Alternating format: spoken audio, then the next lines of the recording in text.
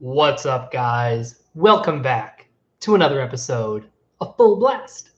I am your host, Raja Burrows, and you can tell by the thumbnail, I'm a little incensed right now. I'm a little incensed. I have my spoon that I'm ready to go ham. I'm ready to go ham on this, as evidenced by the fact that and it's not even like it's a small spoon. Like I got like the big spoon.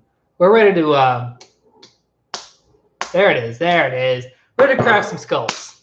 So if you're down for some skull cracking, keep watching.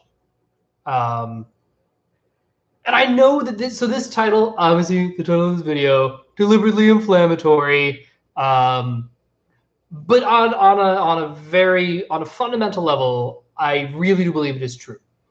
And I want to be clear up front that I do not think that OP is a scam. I want to get that right out of the way. I do not think that Eject Personality is a scam. I don't think it is fraudulent. And in fact, Dave and Shan have been exceptionally good and kind of a breath of fresh air in a lot of respects with how free they are about actively encouraging people to leave the community when it no longer serves them. That is not something that you see being super, super explicit in the self-growth world. And I appreciate that Dave and Shan do everything in their power to make that clear. But the reason that I bring it up is that if you are in the self-growth world, this is a narrative that's just around and doing the thing, and it's really, really easy to fall into these traps and to sort of keep yourself in a state of perpetual stuckness, which is, again, it's ironic because ostensibly the whole thing that we're doing here in the realm of personal growth is like getting unstuck and improving yourself and doing all the things. But there are a lot of parts of the industry that run perpendicular to that goal.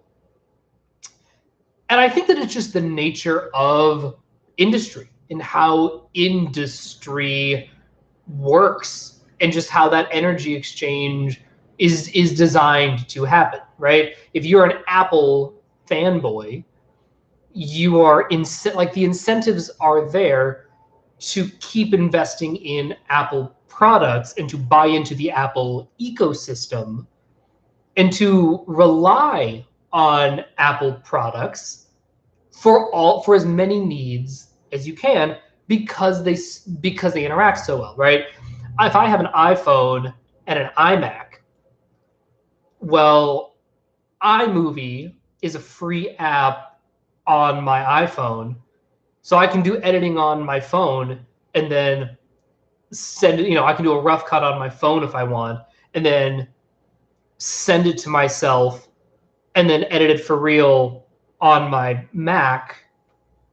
Oh, look, that's a really clean interface, right? And then I have access to iTunes and my iTunes subscription, and I have all of my subscriptions in one place. Like, it's meant to be. It's meant to be symbiotic, right? And again, that is true with the business world, right?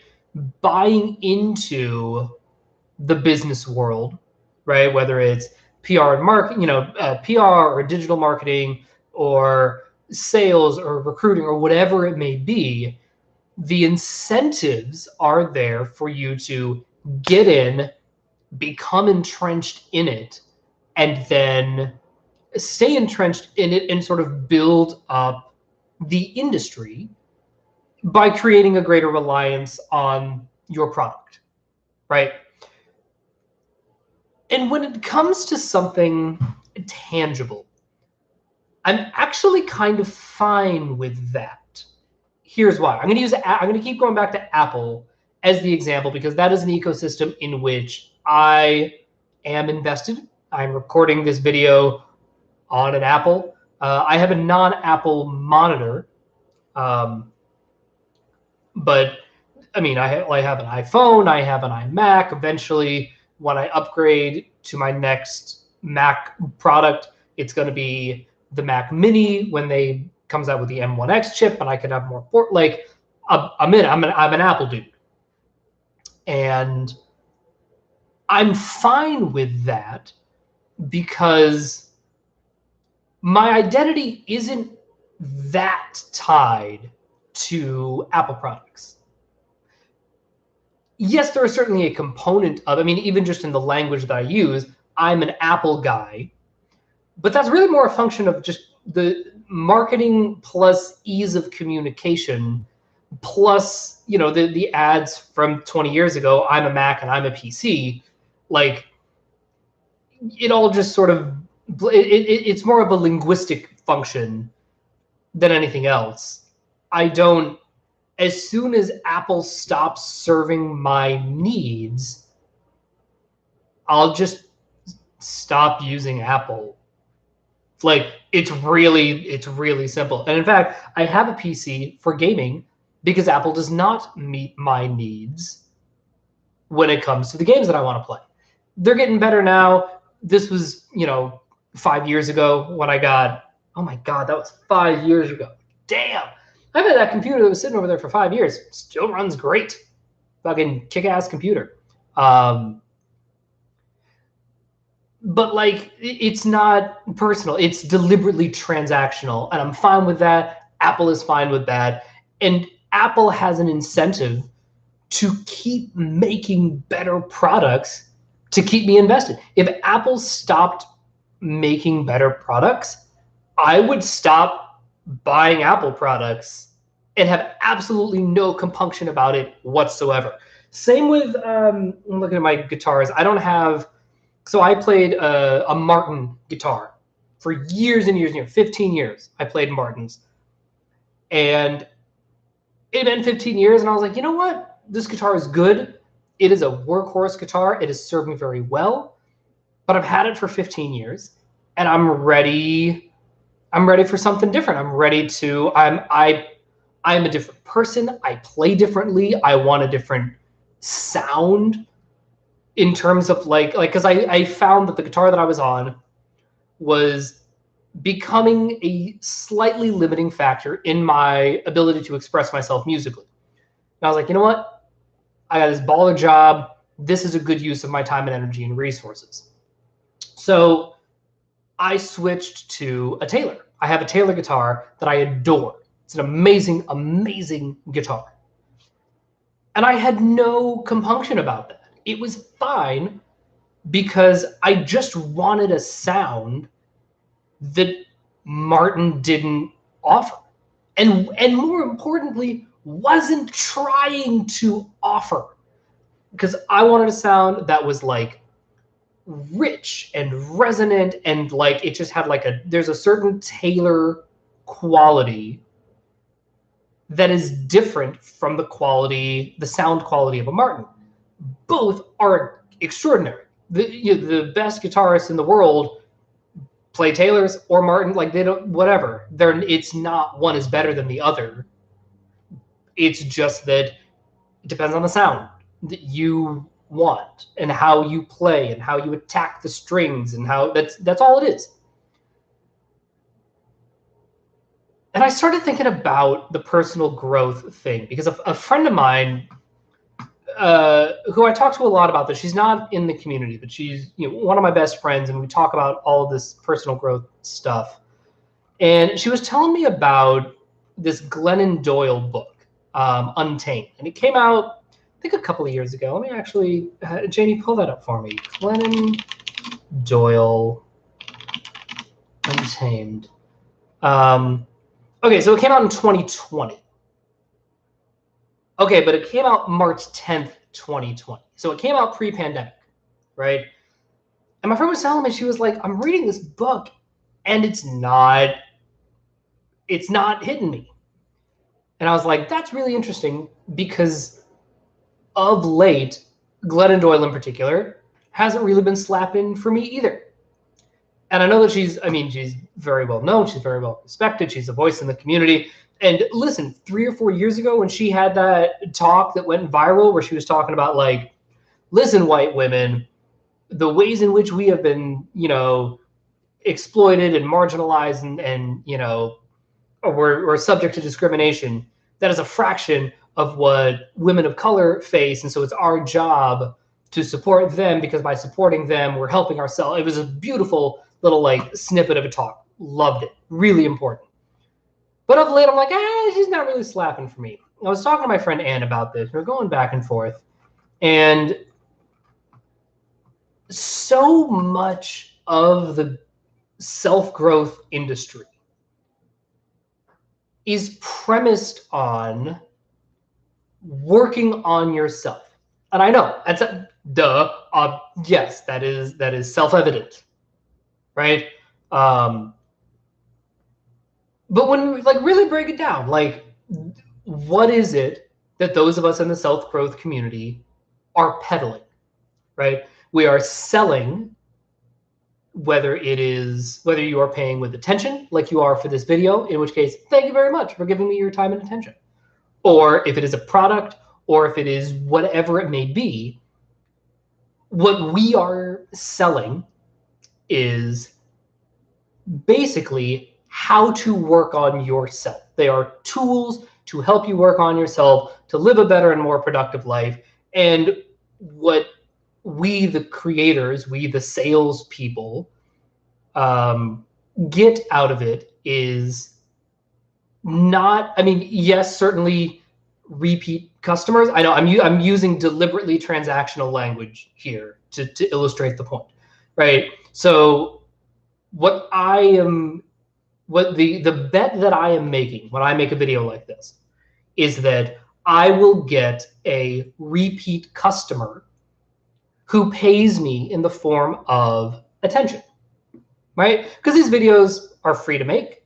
These videos are free for you to watch. The only energy that is being exchanged is my time for your time and attention. That's it. And then over time, I get the emotional reward of having a wide reach, knowing that, love these blasts. That makes me feel good. That's an energy exchange. We're doing the thing, right? This is a fair transaction as far as I am concerned. We're just spending time together. But really what it comes down to is, I am hoping to give you tips and tricks and tools and strategies and all of these things, these intangible things that you can then take and improve your life. And I think that is what everybody in the self-growth community at the end of the day is really trying to do. That's all we're all trying to do. But the problem is that we've somehow gotten in the self-growth world, we've gotten from here are tips and tricks and tools to help you working on yourself, great, to making struggling with something an identity. And that's what I don't like. I'm not on board with that. I'm not. Because here's why that's a problem for me. This idea of working on yourself or doing the work is really vague. Deliberately so. It's important in some ways that it is vague and cannot be measured, but it's still vague. So what are the things we can measure? Okay, well, we can measure, like if you're doing the Julia Cameron Artist Way thing, we can measure how consistent you are doing your morning pages. We can measure the time you spend meditating, I guess. But you can't really measure, like, well, how much am I struggling with? Like, that's really subjective. And I've noticed this trend lately where in not just the self-growth community, but also in the sort of, I call it the AAA community. what is it? Artists, activists, and academics, right? That I call that the AAA. They're all fundamentally aligned. There are a lot of similarities between those three cohorts. So in all of this world, right, I feel like in order to stay in that world, you have to take on the identity of someone who struggles, someone who is struggling. And I don't like that at all. Because I was thinking about, like, because I've been feeling actually pretty good lately. The COVID cases are going up. I don't like that. But broadly speaking, in terms of my mental, emotional, physical, spiritual health, like, I'm doing pretty good. But more importantly, the work does not feel unclear to me. Whatever it is that I want to accomplish, I know that I just can't. And then the question only becomes, do I actually like doing this? Do I enjoy putting in the work and the effort? Does this feel like an authentic expression? It does, and so that's like on the DI side. And on the DE side, is this reaching as many people as I want it to reach? Are there things that I could be doing to make my message more accessible? It's not unclear. And again, if we want to take it to the OI and the OE, am I optimizing the work that I'm doing? Am I organized and efficient about how I am doing it? Is there enough variety? Can I incorporate other elements? But all of those things are kind of whatever, because I've locked onto whatever it is, and I go into that endeavor with the assumption that success is achievable. That's just the default. There is no, and it's not that there's never self-doubt, because humans can human, but I'm at a point in my life right now where the questions of when a moment of self-doubt arises, I'm generally pretty good at being able to go, like, if I'm like, I don't think I can do this, I have the voice in my head now just says, well, that's false. Obviously you can do it. Clearly that's simply not true. Then I'm like, you're right, it isn't true. Touche. Thanks, voice in my head. And then the question becomes, okay, is it that I can't do it right now? Is it, and then I can look at, are there any blocks that I am putting up, whatever, that are keeping me from achieving it, whatever it may be. But there's no struggle. There's none of this like battle with self about doing what I want to do. I just do it, and I succeed or I fail, and I say, okay, I'm just gonna do it different next. Like today, I had a great fucking day at the gym today. It was awesome. I felt amazing. And I'm like, cool, I had a good day at the gym. I can celebrate that. And then the next time I go to the gym, I'm like, I can think to myself, okay, what are the things that I did that contributed to such a positive day at the gym? Well, I chilled last night. I slept in a little bit today to give myself a little extra rest. I got up and out, and I just sort of hung out at the gym, and I was like, I got out of my house pretty early. So like, again, there are things that in the future I'm like, oh yeah, these are some things that I can do to increase my chances of having a good day at the gym. And when I have a bad day at the gym, it's the same thing. It's like, all right, today was a 65%er. We've all had those 65%ers. Step one, good for me for showing up to the gym and giving it 65%. And then on the back end, I can go, okay, what are the things in the last 12 to 24 hours that could have contributed to that? And Maybe it's something simple of like, oh, I don't know, just an off day, just riding the wave of whatever. And sometimes it's something really tangible, like I ate too much, or I didn't eat enough, or I didn't get enough sleep, or whatever it may be. The point is that there's something really, really tangible in all of that that takes away the struggle.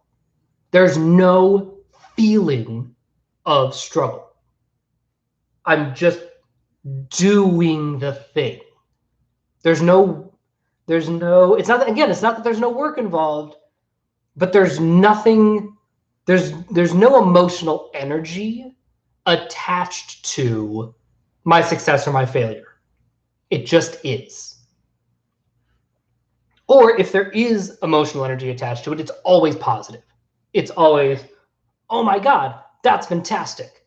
I had a great day at the gym. Hell yeah. Let's see what I did to give myself a better shot of replicating that next time.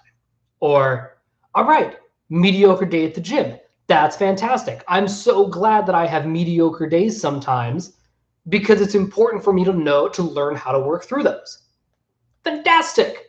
Like there's no bad spin on anything. Which brings me back to the personal growth industry.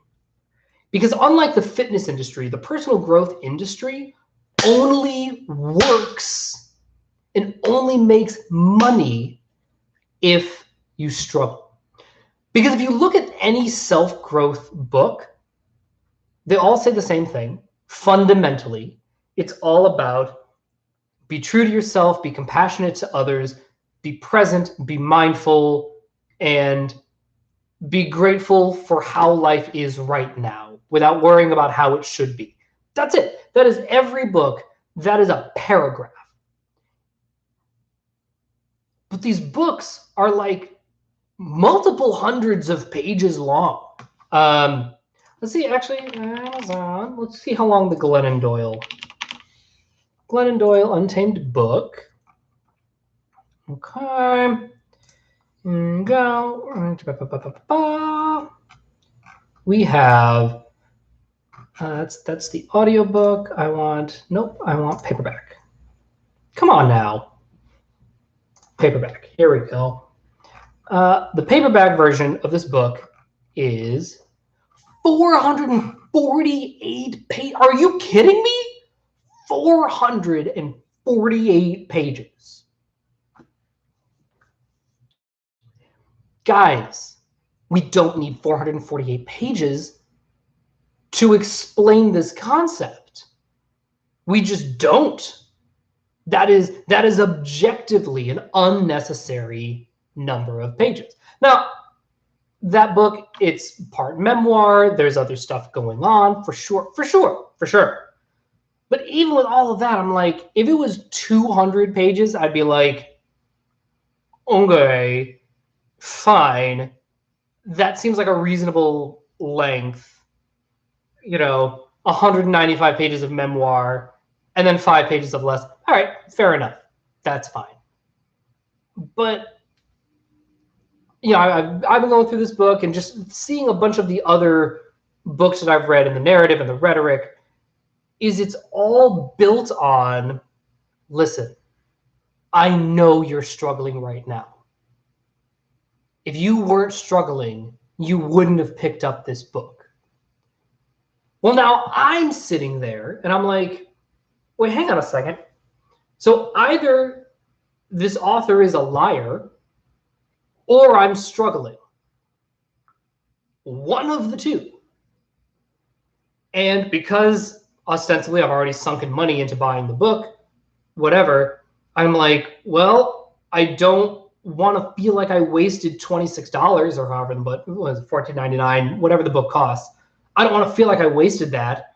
So I guess she must be right.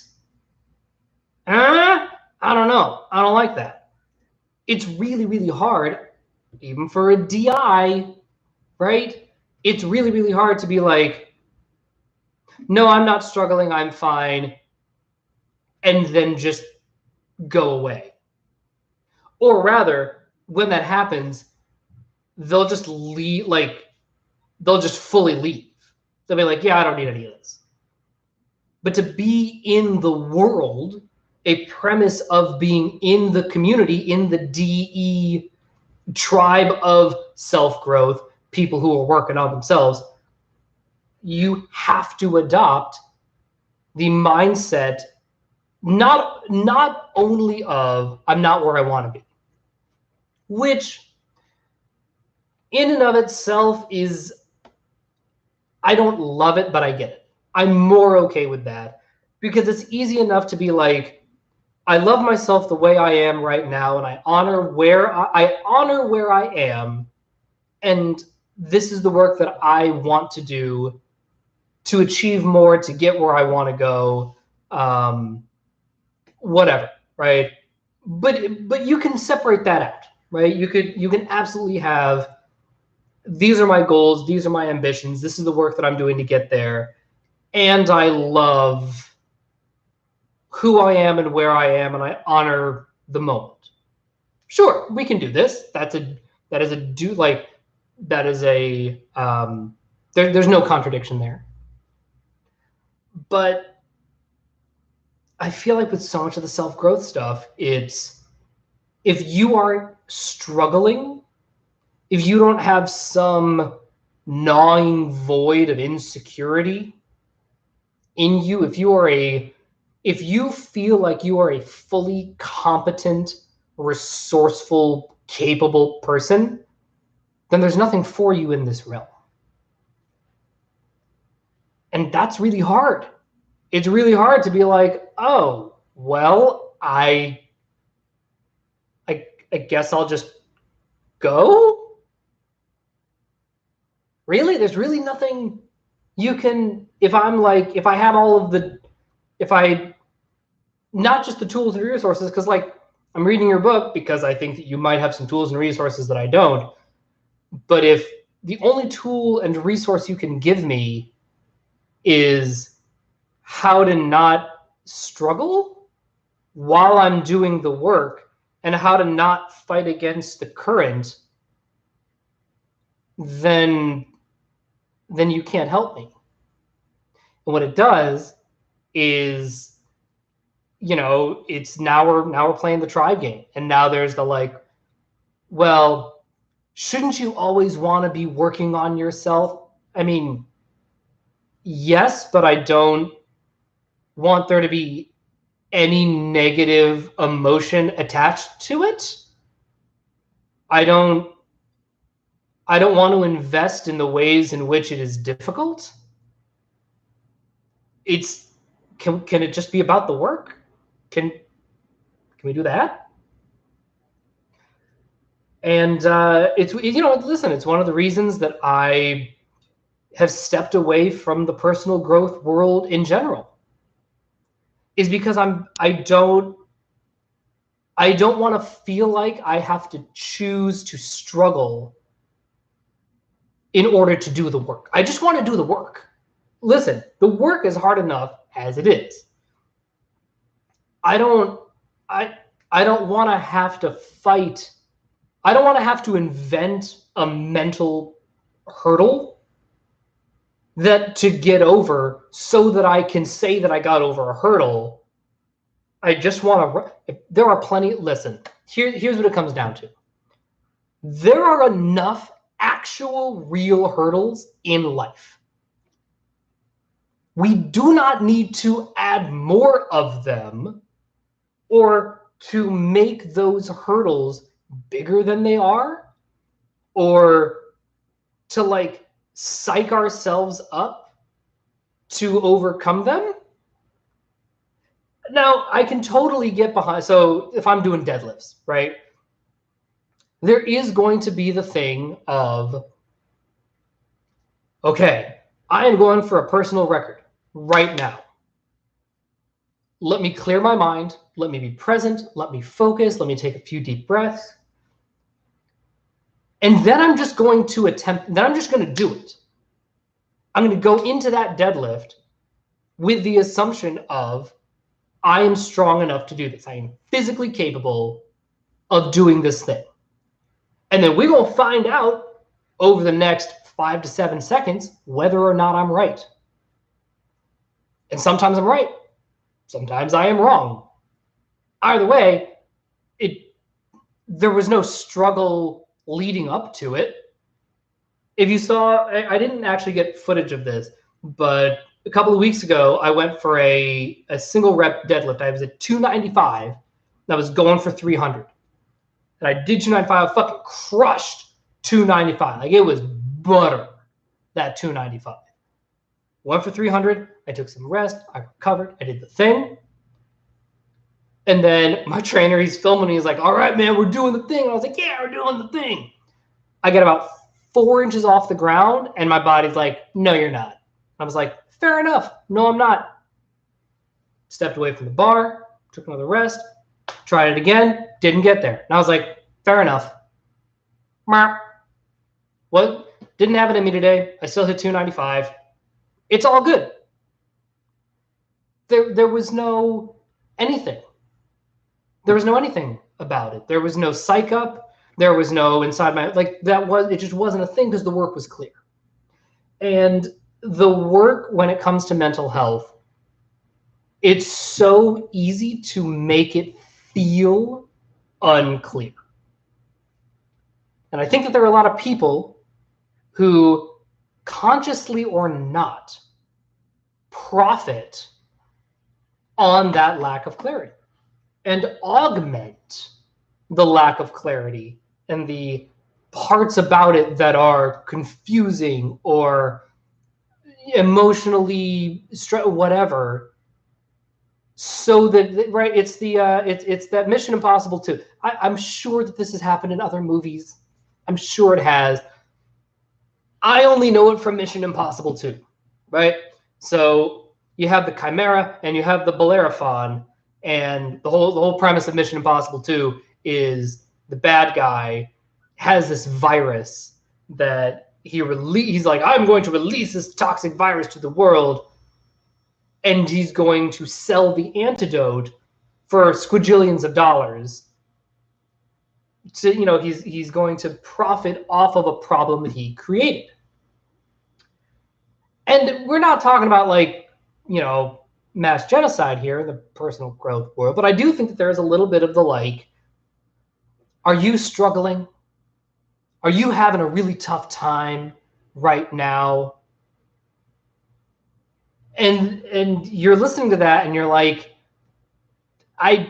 maybe. And now I listen to that stuff and I was like, oh, nope, bye, done. Whether it's YouTube videos or whatever, if I'm listening to a YouTube tutorial and it starts out, listen, are you unhappy with your channel's growth? I'm already like, click, fuck you, done. I don't need that energy in my life. I have no interest in having negativity implanted in me from you. I have no interest in having hurdles or struggle or anything in my atmosphere.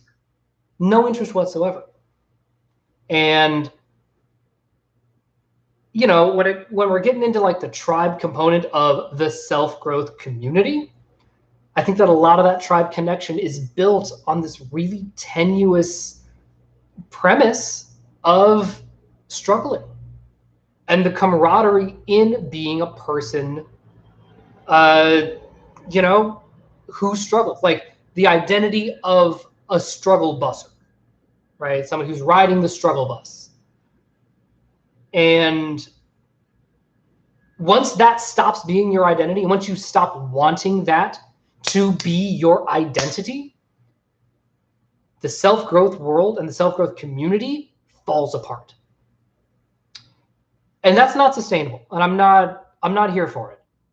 So I'm going to keep on keeping on being the responsible, resourceful, capable person that I know that I am, and that, quite frankly, I believe all of you are too. I believe that every single one of you is capable of improving your life right now. You don't need anybody or anything external.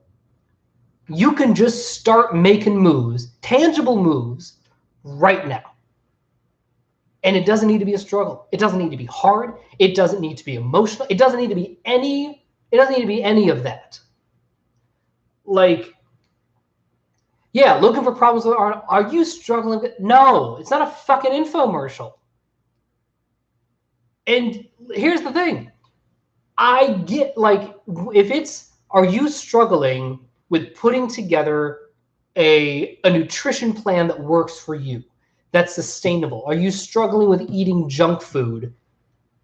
There are real tangible solutions to that, including what does your grocery shopping look like? What does this look like? What does that look like?